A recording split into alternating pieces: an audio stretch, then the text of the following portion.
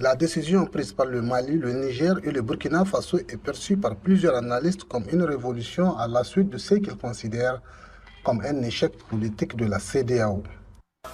La CEDEAO a échoué, l'Union africaine a échoué, les grandes puissances également ont échoué à ramener la sérénité dans cet espace. Je pense bien qu'en tant que peuple souverain, nous avons le droit vraiment de travailler pour continuer à faire en sorte que ces décisions-là soient des décisions qui, malgré leurs contraintes, malgré leurs difficultés, en tout cas, soient maintenues pour que nos pays vraiment continuent à vivre selon nos valeurs.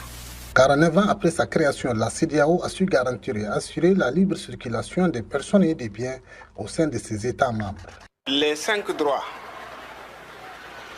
que le protocole de 1979 donne aux citoyens de la CEDEAO, nous risquons de les perdre. Désormais, si c'est consommé, désormais un Béninois ou un Togolais ou un Nigérien ne peut plus s'installer librement de deux côtés. Désormais, il y aura des formalités de visa qui s'imposent, qui n'existent pas avant. Avec le Nigeria, le Niger partage une frontière longue de 1500 km sur laquelle les populations effectuent des échanges commerciaux.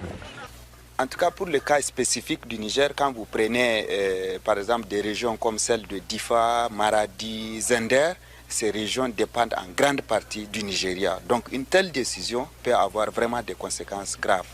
Au lendemain de cette annonce, dans les médias, le gouvernement de transition du Niger, tout comme celui du Mali et du Burkina Faso, a fait parvenir sa décision par courrier à la commission de la CEDEAO.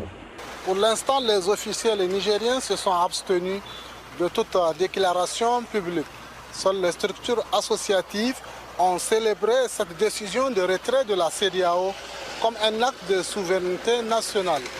Marou Gado, CJTN, Français, Niamey, Niger.